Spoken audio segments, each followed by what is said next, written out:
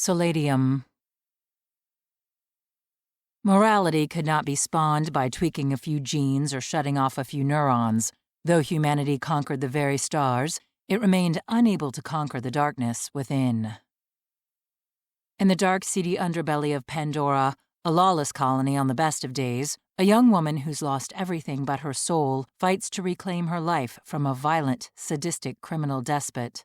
But when she's given a chance for freedom, she realizes escape is not enough. First, a just punishment must be exacted for crimes committed.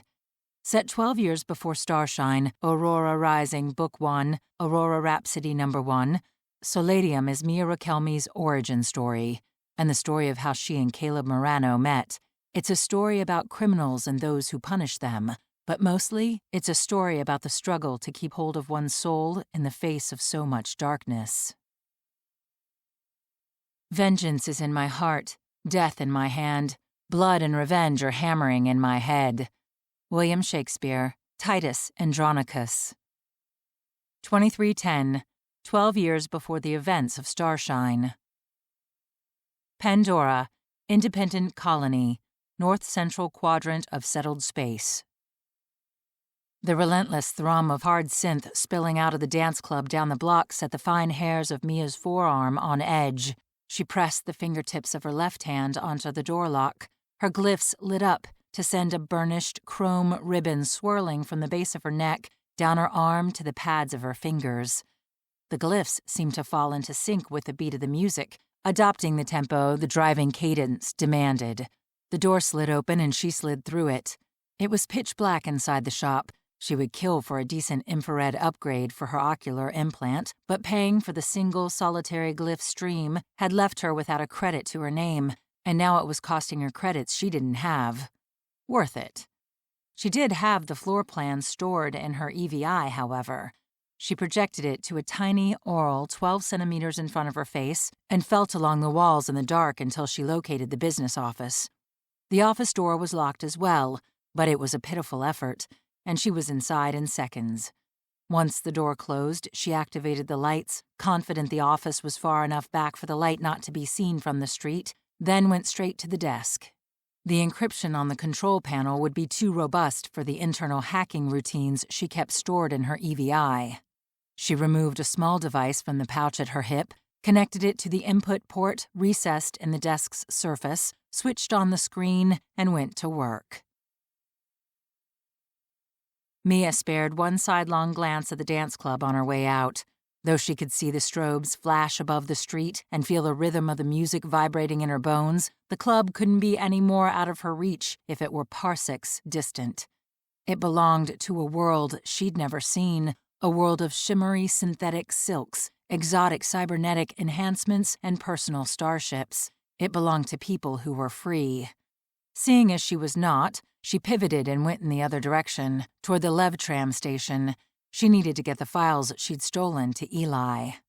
Not that Eli would comprehend anything on the disk. He'd pass it on to his boss, who would pass it on to their boss, and so on until it landed on the desk of Aiden Trineri, 2.4 kiloparsecs away on New Babel. She hadn't been told why the files were desired, but they had included details on supply contracts and bank account transfers, several involving black market companies. So, in her informed opinion, the head of the Trien criminal cartel wanted to blackmail the executives of Escapes Extraordinaire, probably for hundreds of thousands if not millions of credits. Whereas she simply needed 20 credits.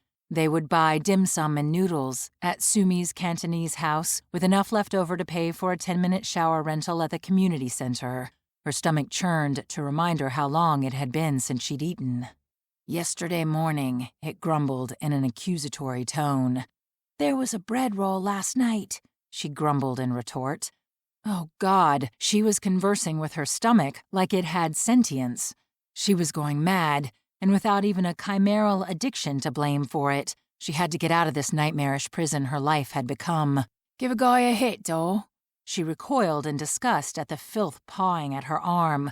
Oily, stringy hair hung in clumps around a gaunt face. His tongue flicked out at her from between cracked, bleeding lips. Her hand swept out to knock him to the ground. I don't have what you're hunting for, trust me. as Mia whipped away, something incongruous flitted in the edge of her vision. She continued walking and didn't alter her demeanor while she scanned the area. Was someone following her? She casually checked over her shoulder but saw nothing. Nothing beyond the trippers and the drunks, the peddlers and the pawns. Maybe she was getting too paranoid. Maybe it came with the madness. She shook off the apprehension. She'd almost reached her destination anyway. Eli's hangout sat right in the heart of Slum Central. Chimerals were available everywhere on Pandora. Hell, the colony was effectively one big party planet. But there were two kinds of drug seekers who resorted to frequenting the neighborhood known as the Channel. Those who could only afford the cheap, dangerous chimerals, and those who used to be able to afford the quality stuff, had gotten addicted, had gotten poor, and now could only afford the cheap, dangerous chimerals. She instinctively held her breath as she entered the lounge where Eli spent many of his late-night hours. Aside from the smell of too much stale sweat, Eli piped surf through the ventilation system. The act of walking inside got you high, so gradually you didn't realize it. He did it so his customers would be more relaxed and less inclined to haggle over price or product. He'd built up an immunity to it long ago. She'd written her own routine for her EVI to filter the chimeral out of her bloodstream as fast as possible, but she still felt sick whenever she was inside. The bouncer grunted upon recognizing her and let her pass into the main room. In the smoky, wavering light, it looked the same as it always did. Trippers lined the walls, sampling merchandise from the teaser dispensers while Eli's muscle watched them, ready to toss anyone who got too greedy. Eli was sprawled on a couch in the middle of the room. Corpulent and greasy, his belly overhung atrocious fuchsia leather pants. A ripped, sleeveless shirt showed off glowing scarlet tattoos down both arms. They looked like glyphs, but they were fake. He wouldn't know a self-directed cybernetics routine if it crawled up in his head and transformed him into a dancing monkey. She snickered to herself at the image. What if one already had? He was finishing up a business transaction as she approached. At his nod, one of the guys off to the side offered a square box to the customer. "Works out. There will be crates of this waiting for you." The man turned to leave, throwing her a leer when he passed her. She ignored him to thrust the data disk from Escape Extraordinaire toward Eli. "I got your files. Didn't run into any problems. Now you pay me." He made a face at the disk and waved her off. "Go take it to Isaiah. He'll get it on a transport. I'll pay you when he says the data's good." Annoyance and hunger gnawed at her gut. "Fuck, Eli. I'm not one of your pansy runners." His hand shot out and grabbed her wrist, yanking her onto her knees in front of him. "You're whatever I say you are, sweetie, because I own you, don't I?" Spit gathered on her tongue, ready to spew forth. Hit him between the eyes with it. She could do it. "Say it." His meaty, clammy fingers tightened their grip until they cut off the blood flow to her hand. She swallowed the spit, and the last vestiges of her imagined dignity accompanied it down her throat. The whisper escaped through gritted teeth. "You own me." "That's better." He let go with a forceful shove to send her sprawling onto her ass. "Now do as you're told and take the disc to Isaiah." "Yes, sir." Hatred seethed in her glare as she crawled to her feet, but he had turned his back on her to gesture to the bartender for a drink. She stalked toward the door, acidic self-loathing rising up to burn her chest, so when another hand grabbed her bruised and aching wrist, she kneed the assaulter in the ribs. "Damn it, Mia." Paul clutched at his side with a moan. "What'd you do that for?" "General principle," she muttered, and resumed course for the door. "Hey, wait!" He managed to regain a slight hold on her and dragged her into the supply alcove, then blocked her exit. "We need to have a conversation." "Not now, Paul. I've got places to be." She tore her wrist out of his grasp. She wanted to massage it, but didn't dare lose yet more face with yet more people who held power over her. "I think you owe me some credits before you go." She sighed heavily as a flood of weariness, the existential kind sleep could never heal, overwhelmed her.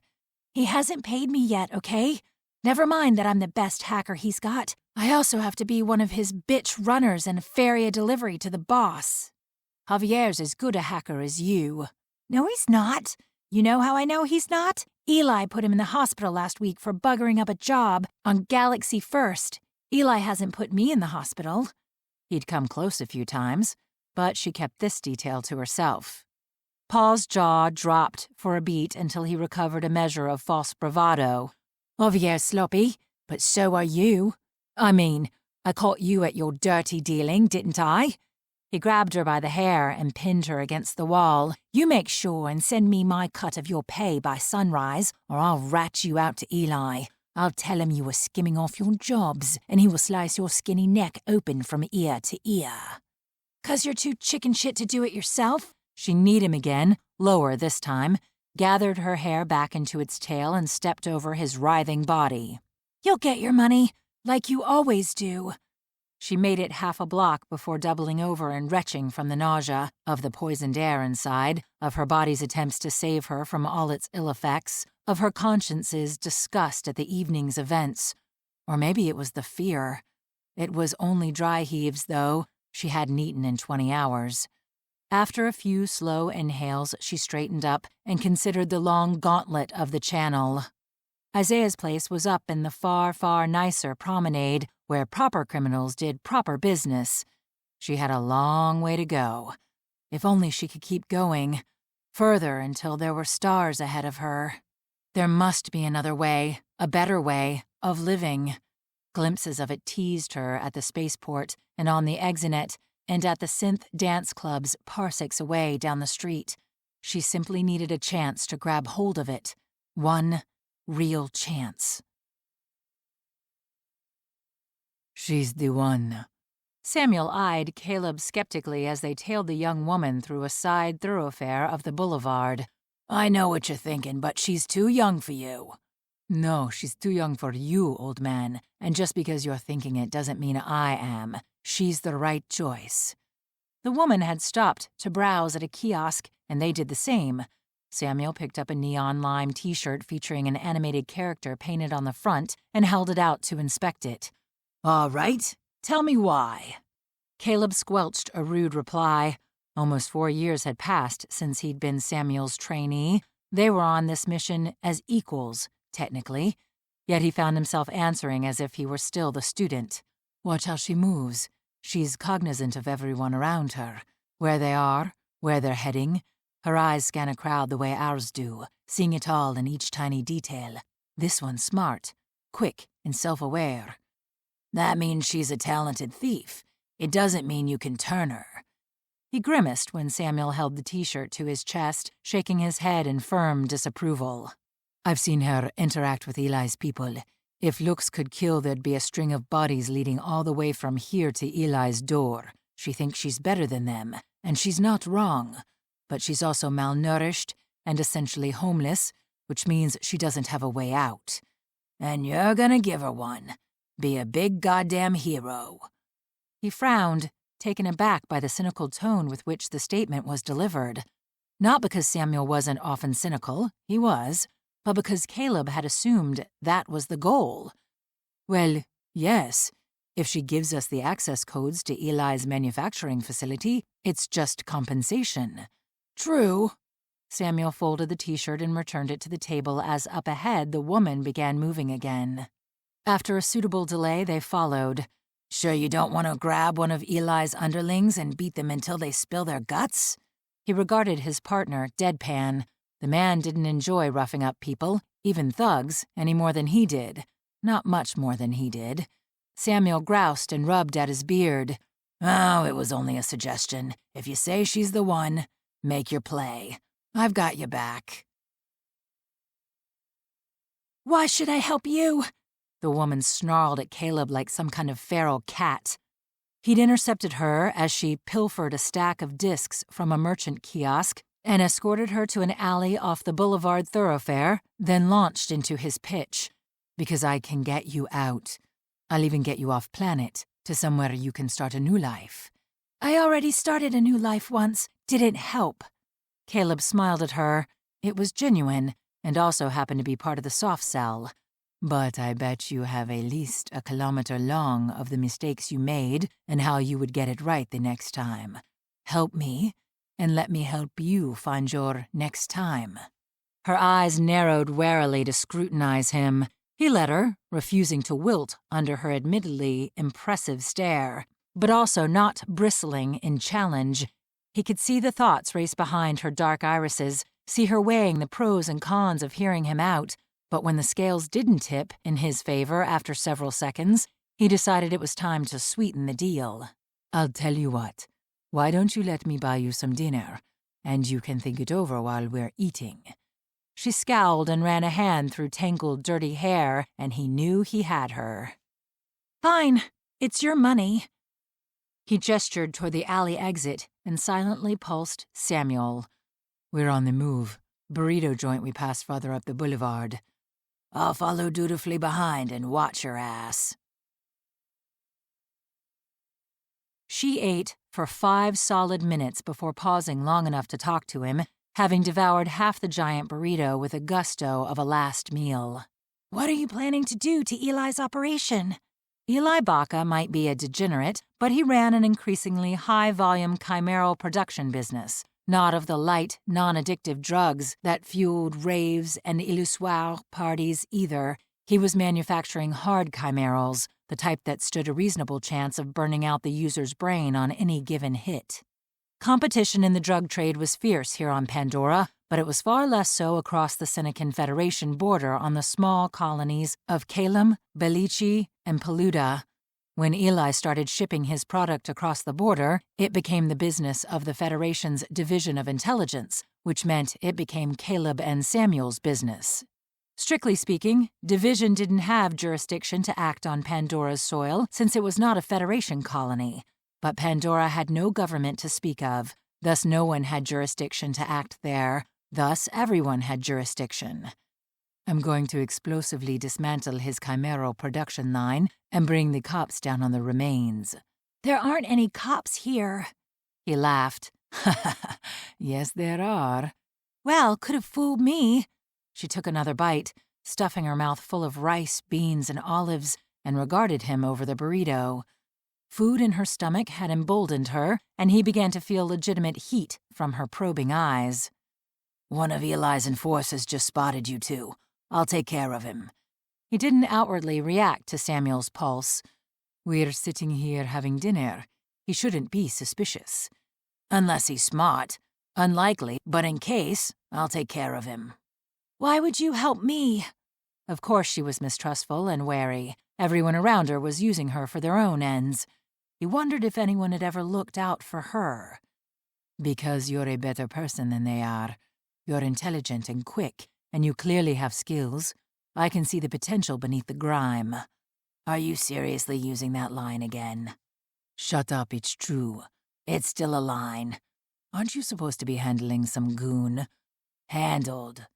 Caleb shifted his posture subtly to lean in closer. "Besides, you don't like what you're doing. You don't like being a criminal, and you definitely don't like being beholden to a scumbag like Eli."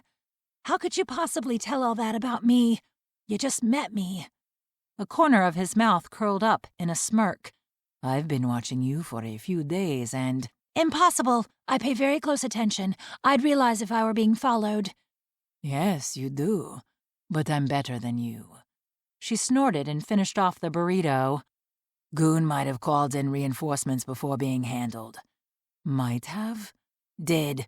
I've got a solid beat on one, but if the other makes it past me, you'll have to deal with him." "Then don't fucking let him get past you. This woman's apt to rabbit on me if I so much as cough wrong." He took a sip of water and scanned the crowd. "As I was saying, I've been watching you, along with several other of Eli's lackeys. I need someone on the inside, and it was simply a matter of deciding who. I chose you. Did I make the wrong choice?" She finished off the chips next and sank back in her chair to study him in silence again. It took all his self-control to meet her gaze calmly and not jerk his eyes around in search of the attack that threatened to arrive any minute. "How do I know you won't double-cross me?" Caleb reached in his pocket and pulled out a small translucent film. He laid it on the table but kept 2 fingers securely atop it. "Here's the ticket to Romaine. Give me the access codes. I give you the ticket and transfer 2,000 credits to you. You can leave right away." "Also handled. I'm bleeding, but it's fine, really. Take your time." He had her full and undivided attention now and didn't dare divide his own to respond to Samuel. She tilted her head at him. "How do you know I won't double-cross you and give you the wrong codes?" His shoulders rose a fraction. He'd wrangled a first name out of her on the walk over. Names were powerful, which was why he'd given her a false one, and this was the time to use it. "I guess I'll have to trust you. Are you worthy of my trust, Mia?" She stared at him a moment and nodded. Mia focused on walking in a direction that would take her to the spaceport. She didn't focus on the ticket in her pocket. She didn't focus on the impossible 2,000 credits in her bank account, already deposited mere seconds after she'd departed the restaurant. She didn't need to focus on getting her belongings. She didn't have any. Well, she had 2 changes of clothes in a pack she stowed in the closet of a shop run by one of the few people she sort of trusted, but she didn't plan to retrieve them. She'd buy new clothes when she arrived on Romaine because she had 2,000 credits. "Get a grip on yourself, Mia. You have to make the money last. This is your one real chance, and you better not screw it up." She took a deep breath and began to plan. She should... In the corner of her vision, Fletch Godin, one of Eli's enforcers, crossed the intersection to her left. Was he after her? Did they know somehow? It seemed absurd, but Eli would stop at nothing to keep hold of her. He'd never willingly let her go. He needed her, but more relevantly, he never surrendered anything for which he claimed ownership. What if this Federation intelligence agent, he'd said his name was Josh, failed? What if Eli's people killed him in the assault? Worse, what if they captured him and he gave her up, rather than suffer the unspeakable torture Eli would gleefully subject him to? He was too damn attractive to be good at his job anyway. That devilish smirk and those twinkling sapphire eyes of his were not going to be sufficient to take Eli out, much less a block-sized building of armed thugs. She slipped into a grocery to get off the street and pretended to browse the aisles while she worked through her options. If she departed Pandora without confirming Eli was dead, she'd live the rest of her days in fear, always peering over her shoulder, searching for ghosts in the shadows. But if she stayed and Eli survived, she'd never get away, unless she took advantage of the chaos and managed to kill him herself. Not that she had a gun or a blade, though if she could get her hands on a blade, she knew how to use one. She'd done it before. "Excuse me, can I help you find something?" Mia blinked out of the reverie to find the store clerk regarding her expectantly. "No, thank you." She spun and left the grocery store before the clerk accused her of trying to steal something. Little did he know, if she were to try, she'd succeed. She'd spent the first year after fleeing to Pandora petrified the man she'd stabbed in a dim alley on New Orient hadn't died and was going to show up and kill her. Or her father was going to show up and kill her, or her brother. The fear had faded in time, but while under its influence, she'd done stupid things, made poor decisions that ultimately resulted in her indentured servitude to Eli. She couldn't make the same mistakes again. She felt certain this Josh guy wouldn't move on Eli's place until after night fell. This meant she had a few hours, which was fortunate, because she needed to buy a blade and a coat. The industrial district presented a starkly different picture from the rest of Pandora's public spheres. Gone were the bright lights, multisensory ads, and constant raucous music. In their place was street after street of drab, unadorned, and unmarked buildings, warehouses, factories, plants, and loading docks. The night sky gleamed a faint, dusty rose under heavy cloud cover, and the dampness of the air signaled imminent rain. It was the perfect night, and the perfect setting for their mission. It would be easy to assume this was a criminal ward and every structure hid nefarious deeds, but that would be an error. Perhaps a quarter of the enterprises engaged in gray market or black market trade or outright illegal activity, but the remainder serviced the engine of Pandora's entertainment economy in a legal manner. Eli Baca's enterprise fit squarely in the nefarious category, however, churning out a variety of chimerals that weren't merely illegal, but dangerous and often deadly. They were supplied to a cross-colony underclass who preferred to spend their meager credits on another hit rather than the medical treatment guaranteed to save them. This style of business could never be completely stamped out. There would always be an underclass, and it would always include people for whom physical and mental pleasure was the beginning and end of their ambition. Didn't mean Caleb didn't take great joy in trying, though. He checked his pack and the weapon on his belt a final time while Samuel did the same. "Wish we could carry more explosives. It's a big building." He nodded in nominal agreement and activated his personal concealment and defense shields. "More weighs us down too much. We'll just have to place them appropriately." Samuel chuckled under his breath. "That we can do. Ready?" "Always." Caleb unlatched his daemon from his belt and exited the alley. Eli's facility was located 3 blocks in, past a food service broker and 2 textile packagers. They planned to infiltrate the structure from the rear, incapacitate anyone they encountered, place remote detonation charges at strategic locations throughout the building, exit out the front door, and blow the place. It was Caleb's hope Eli would be on site and suffer the same fate as his facility, but his attendance wasn't required. The complete destruction of his equipment and assembly lines should put the man in a sufficiently weakened position to ensure an ambitious competitor or subordinate took him out before he could rebuild. Conversely, taking out Eli alone wasn't enough. Someone would take his place in a matter of days. They moved swiftly and quietly, staying close to the building facades and in the shadows. The concealment shields didn't provide complete invisibility, but in such a poorly lit area they came close, and the near-infrared mode in their ocular implants allowed them to see as clearly as if it were daytime. 2 armed guards stood watch outside the rear entrance to the facility. If they got off an alarm, the rest of the mission became decidedly more difficult. Single headshots would eliminate them if they weren't wearing personal shields. But why wouldn't they be?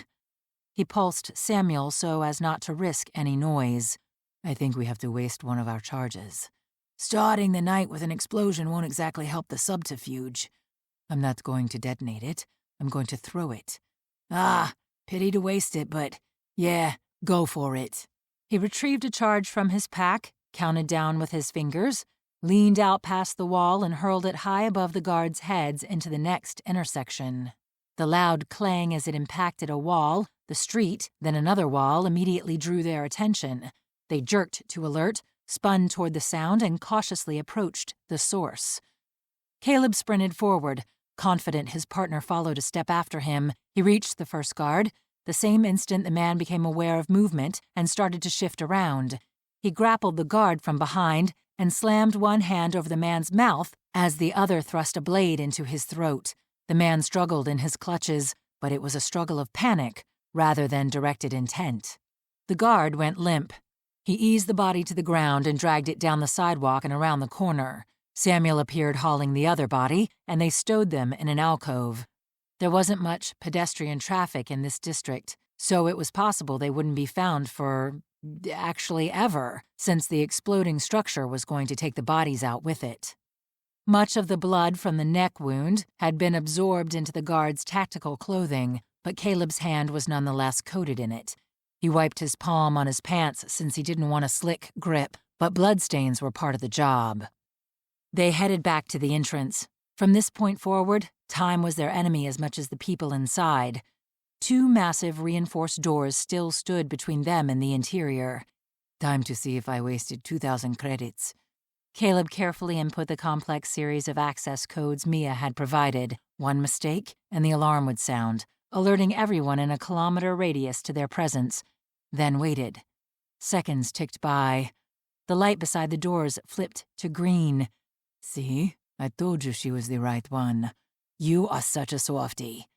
An additional code was required to get them inside the offices up front, but he was now confident it would work as well. Through the doors, they entered a storage room. Crates lined the walls up to the ceiling. Finished product, ready to be shipped. "Looks like an excellent place for a detonation to me." Samuel attached one of the charges to the side of a crate hidden near the wall. A single charge would obliterate this room and those it abutted. A solid start, but it represented a fraction of the damage they hoped to do. The hall outside led to a row of supply rooms where individual components were stored until needed. They startled a tech in the third room and neutralized her before she managed to scream.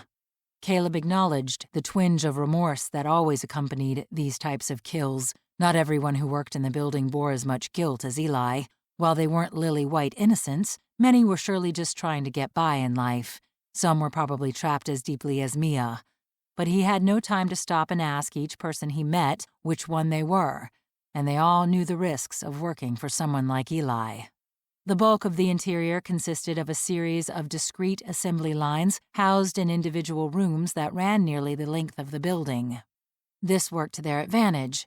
They could place charges in the corridors between each room and didn't need to breach the rooms themselves. Muted but steady sounds leaking through the walls indicated the lines continued to operate despite the lateness of the hour. Though some of the assembly process was doubtless automated, each entry would still be a bloodbath. The people inside were going to die in the end either way, but this way they'd never know what happened. They reached the doors to the office space with a minimum of interruptions, all of which were dispatched with a minimum of difficulty. Caleb input the additional code, smiling to himself when the lights also flipped to green, and flattened himself against the wall opposite Samuel. Anyone they encountered from here on out was certain to be armed. "How many charges left?" "2. You?" "Same. It's enough. 1 for Eli's office, 1 for the server room, and the rest wherever we can." They had barely entered the first hallway when voices wafted around the corner. Exposed and seeing nowhere to hide, they sprinted to close the distance. 10 meters still remained when 2 men rounded the corner. Shock registered on their faces, but these were trained guards and both had daemons raised in less than a second. Laser fire erupted as Caleb plowed into them, his arms spread wide to knock them to the floor with him. The energy from the lasers hissed and sparked on his shield. He slammed his forearm into the wrist of the man on the left, sending a gun skittering across the floor. The other guard began to rise up beside him and collapsed onto his back, Samuel's blade buried in his forehead to the hilt. The man beneath him persisted in struggling, finally landing an uppercut on Caleb's chin that sent his head snapping sideways. He thrust his own blade up and into the man's abdomen under his tactical vest. "Fuh!" He brought his other hand to his jaw and tried to blink past the jarring pain. It came away streaked in blood from a busted lip. He glanced at the other body and climbed to his feet. "You threw your blade at him? Really?" Samuel shrugged dramatically. "It worked, didn't it? I have skills." The racket generated by the melee would have drawn notice, and soon the sound of pounding feet and muffled yells filled the air. "Time to wrap this show up." "Yup." Caleb punched a charge into the wall and moved forward. A few haphazard shots deterred 2 pursuers, while Samuel tossed another charge through the open door of the server room. Then they sprinted in the direction of the main office. A man burst out of the final crossway before the entrance and barreled into Samuel, sending him crashing into the wall. Caleb pivoted to knife him when a rotund, heavy-set man with unkempt blonde hair and flabby limbs rushed out of a door ahead. Eli Baca. "Hey!" Samuel growled as he struggled to get control of the attacker's flailing hand and weapon. "I see him." Caleb raised his daemon and fired as Eli bolted for the front door. A shimmer rippled over the man's clothing, an indication he too wore a shield. But Eli was slow and Caleb was fast, and he closed the distance with ease. He was 2 meters away, the door 10, when a sharp crack echoed in his head, and everything went black. Mia crept down the darkened street toward Eli's chimeral facility. The air felt eerily silent, the splatter of raindrops on the sidewalk, the only sound penetrating the gloom. She leapt in surprise at the roar of an engine as a shuttle took off from a nearby rooftop. Well, it was quiet except for that. She chastised herself for being so skittish and tugged the hood of her new coat lower to peek out from beneath it guardedly. The entrance to the building was on the next block and across the intersection. Some part of her had expected to find the street in front of it transformed into a river of blood, but there was nothing. Perhaps the rain was washing it away. She moved as close as she dared to the facility and studied it, perplexed. Everything appeared normal. 2 guards stood at relaxed attention outside the doors. No gunfire interrupted the quiet. What if the assault didn't happen tonight at all? She'd had no reason to assume it would be tonight, none but her desire for it to be so. Or maybe something had gone wrong like she'd feared. The doors opened, freeing a cacophony of chaotic noises and startling the guards. Eli burst forth out of the doors at a full run while yelling at his men and gesturing behind him. They dashed inside. He looked ridiculous, splashing clumsily through the puddles on the sidewalk as he lumbered forward, wheezing from the exertion. But no one was chasing him. He was going to get away. The hilt of the blade she'd purchased sat clenched in a death grip in her hand. She'd been holding it so tightly her fingers had started to cramp. The edges of her vision blurred. Her awareness narrowed to encompass Eli Baca and nothing else. Drug trafficker, mob minion, violent and brutish thug. A 24th century feudal lord, wielding the power of life and death over all he commanded. An unexpected calmness settled within her as she crossed the street, her pace deliberate but unhurried. Mia stepped onto the sidewalk in front of him. He failed to recognize her in the long coat and hood and made to veer around her. She took a single step sideways to block his path, activated the blade, and plunged it into his heart. Eli was fat, but her blade was far from tiny. A bloom of red unfurled to dye his sweaty shirt crimson as he gaped at her in shock and confusion.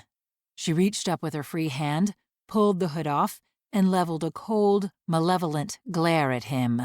"You don't own me anymore." Then she retracted the blade and stepped away. He collapsed at her feet. The world rushed back in around her.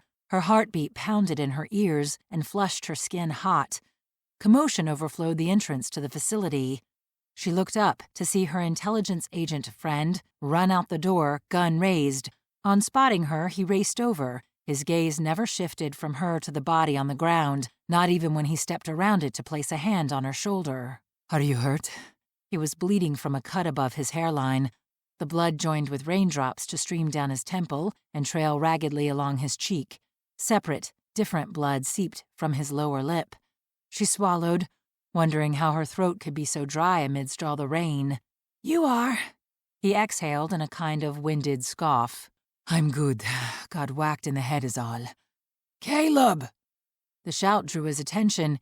He turned toward its source, a stranger exiting the building. "Over here." When he turned back to her, she cocked an eyebrow. "Caleb?" He shrugged. "Sorry." The other man jogged up to them, though he limped noticeably and cradled his left arm against his abdomen. He was older, with shoulder-length hair and a slightly wild beard. "Ma'am," he nodded curtly in her direction, then focused on Caleb. "I think everybody's down, but we should blow it soon." Caleb offered her a hand. "We need to get to a safe distance." She accepted it and let him lead her across the street while her mind whirled with conflicting thoughts and unfamiliar but heady emotions. She wasn't in shock, but she could be accused of being somewhat dazed. They continued on to the end of the block before stopping. Caleb produced a small transmitter from his pack and held it out to her. "You're supposed to be on your way to Romaine, but seeing as you're here instead, would you like to do the honors?" She stared at the transmitter, then at the building, then at the transmitter. "It's okay, you don't have to. I only thought—" She snatched the transmitter from his grasp. "Damn straight I would." "Now you want to—" "I know how it works." Eyes fixated on the building, she moved her thumb to the signal trigger and depressed it. A cascade of explosions ripped apart the walls and night became day as rolling red-gold flames surged upward and outward. The sound followed, a multitonal roar that grew as secondary blasts flared. Debris fell in the street alongside the rain, and a dust cloud made its way to them. Laughter bubbled up from deep in her chest, not at the people dead inside, for some small part of her heart mourned them. Some of them. No, the laughter was for herself. She was free. Caleb gently removed the transmitter from her hand and returned it to his pack. "Congratulations. Vengeance is yours." She shook her head. "Not vengeance. Justice. Punishment meted out for crimes committed." "Are you going to be okay? We have a bit more work to do here, but after we're done I can help you get clear." She smiled and started backing down the street. toward the spaceport, further to where there would be stars ahead of her. "Thank you, but I'm gonna be just fine." Caleb watched her walk away, his brow furrowed, which sent a fresh trickle of blood flowing out of the cut on his head. He'd gotten it when one of Eli's men had hit him with a pole. A damn metal pole. He glanced at the inferno now engulfing the block, then back at Mia, who now rapidly disappeared into the night. "Don't you dare go after her." "I didn't say I was." "But you were thinking it, and I'm telling you, don't." He huffed a tired breath and crossed his arms against his stomach. "Huh, you think you know everything there is to know, so enlighten me. Why not?" Samuel leaned on the facade behind him to take the weight off his injured leg. "You have got to get over this romantic bullshit. We can't afford hearts and flowers in this job." He pointed to the burning building as sirens heralded the approach of emergency personnel. "This is your job. This is your life. Blood and death and pain and vengeance and justice. And sometimes it sucks, but it's worth it." Caleb sighed, but not in resignation. "I know this is the job, and it is worth it, but I refuse to believe it's my life. Not only, and not forever." Samuel pinched the bridge of his nose and waved dismissively with his other hand. "Fucking romantic." Caleb turned back to gaze down the street and found it empty. She was gone. He felt a tinge of regret, but he put it aside. Something told him she was, in fact, going to be just fine.